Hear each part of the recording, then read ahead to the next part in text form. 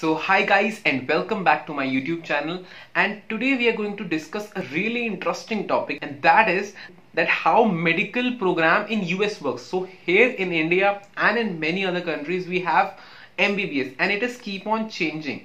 So like in India, in my batch is a different kind of curriculum, the batch after me is a different, and in US they also change a lot, and the curriculum which they follow is an MD program. Okay, we here have MD in postgraduate, so only the name is similar, nothing else, but there they have a different program. That program is not same all over their country. Like in different colleges they have different kind of programs, so they modify as they like, but the final exam, that is USMLE, to get into your residency, that is similar all over the country, and that is same for the rest of the world also. Like if anybody wants to join residency in USA. Okay, but if you're in India, the curriculum is somewhat similar all over the India except for few universities, except for few colleges. If you see the curriculum of AIIMS Delhi, then it is different from DU, or if you see the curriculum of AIIMS Rishikesh, then that is different from the rest of the world. So when I am comparing the curriculum of India and USA, so the university which I am choosing is Harvard University, because the course handbook was easily accessible and it is easy to explain what is there in the curriculum from their website. So that's why I am going to use Harvard's handbook. Okay, so let me share the screen with you. So let's start, guys.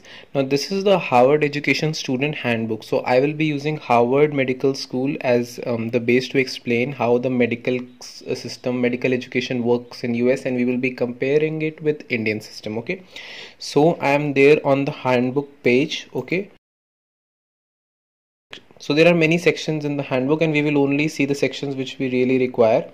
Okay, so when you go to Harvard Medical School, then there are two pathways that you can take. So one pathway is called pathways and the other pathway is the HST. Okay, so there are two ways you can do your medical. Okay, so they do not do MBBS, they do an MD degree, and that I guess only is in USA, because in rest of the countries, in most of the countries actually, they do an MBBS degree like in India, but there we only have an MD program. Okay, so let's see for the pathways. So what is the difference between pathways and HSTs? So basically what happens that after the introduction, MIT takes some of the students, around 30 students, and they they do their MD via the HST pathway. Okay, so what is the difference between them? So the pathways, I'm not clicking here, I'm showing you directly here.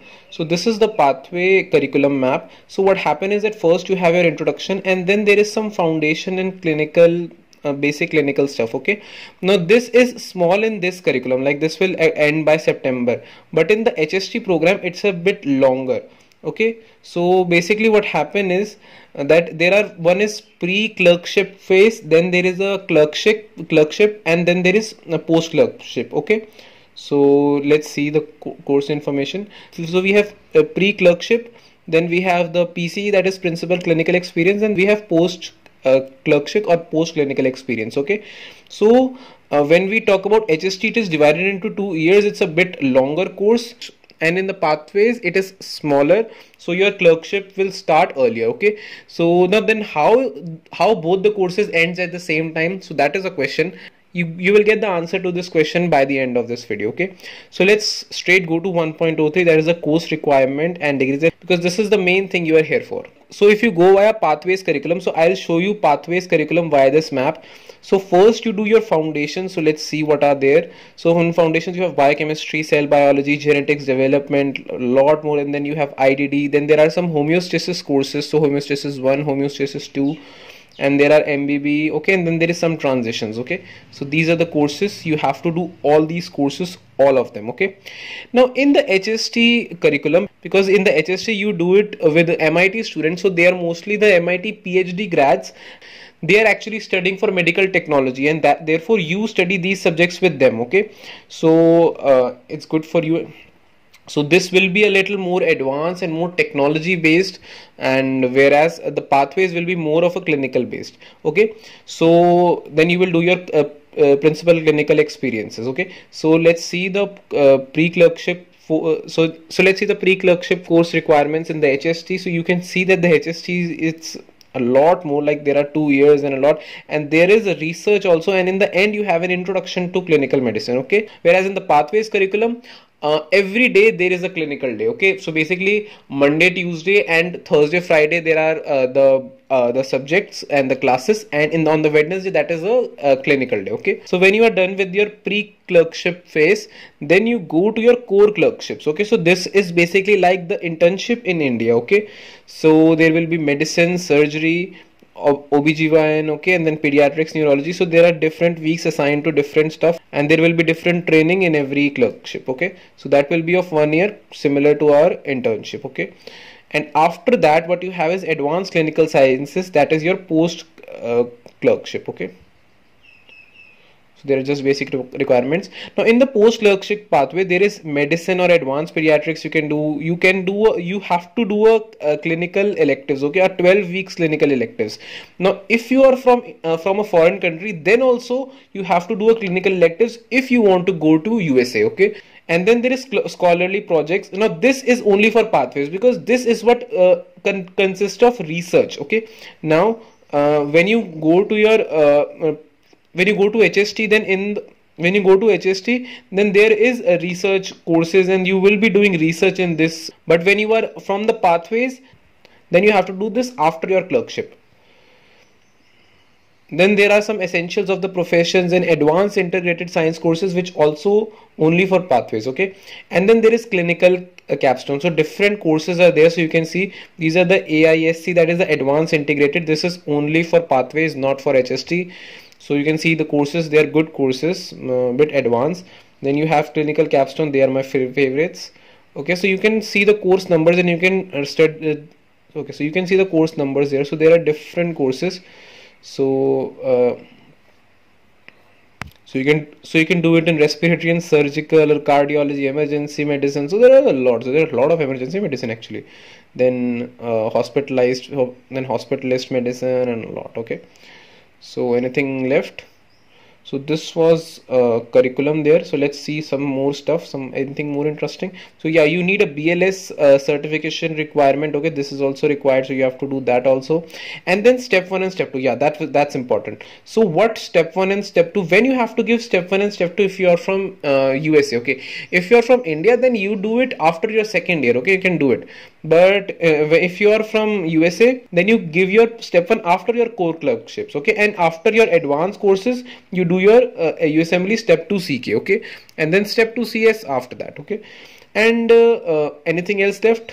So yes, now it is a 4-year path. So it is a 4-year course, but most of the students in USA they do not take a 4-year course. They convert it into a 5-year. So you can either do it in MD, or so either you can do it in pathways, or you can do it in HST. So if you are from MD, so if you are from pathways, then you can do an MPH, or you can take an extra year of research. That is actually done by most of the students. They do an extra year of research. Okay, and if you're from HST, I don't think there is much difference when you have to increase your course, right?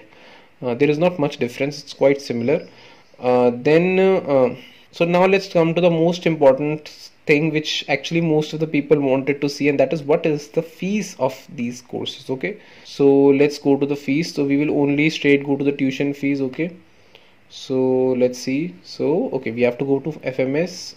So we have to go to HMS, a financial aid website. Okay, so how much it will cost? So this is financial cost. So this is the cost of attendance. Okay, pathways and HST. Okay, so let's see for the 2021 22. Okay, so if you are from pathways, then the first year fees is $99,000. Year 2, $104,000. Okay, 104,000. Year 4, 103,000. Okay, why 1,000 short? And then 1,000, 4,000, and then in the 5th class and year 5, because it's not a very long year, so therefore you have to take just for $45,000. Okay, now this is a lot of money. Now it's in Indian currency, it is more than 2 crores. Okay, so like if you are at $300,000 in Indian currency, it's 2 crores. So this is like the most expensive way of medical. This is the most expensive medicine you can do, and this is just the tuition fees. Okay, this is the cost of attendance. Then there is a lot more, like there is some other tuition if you want to do, and then there's health insurance, which is really important. And some courses they will not allow you if you don't have a health insurance. Okay, and then there is living expenses, national board fee. Okay, so this is a lot. And housing, of course, you need rent, so that's a lot, and a lot of money. So it's not going to be very easy. Sorry, I was actually looking at the year 5, so that's why I saw that. Now in the year 1, the these itemized budget is also very, very expensive. So you see, this is not cheap at all. But what we can do is that there is financial aid which is given to a lot of students at Harvard. Okay, in the other universities it's a little less, but in Harvard it's a lot of people get financial aid there. Okay, now if you see other colleges, especially in the Ivy League, the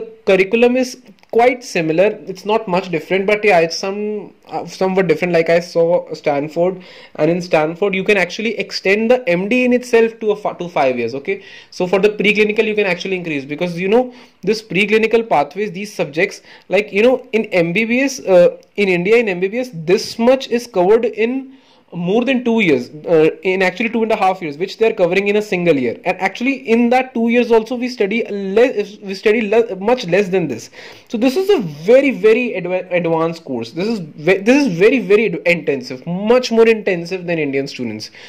Definitely they do not study this much. Like the biochemistry which they will study, and the biochemistry which is studied in India is very different. We study a lot more in depth, but they study a lot more. They don't go in that much depth, but they will cover everything which is essential for their clinical experience. Okay, now so I hope you enjoyed this video. Now the next question that comes in mind, so what are the books and resources used by medical students in USA? Okay, so if you want to know about that, if you want me to make a video on that, I need something in return, and that is 500 likes on this video.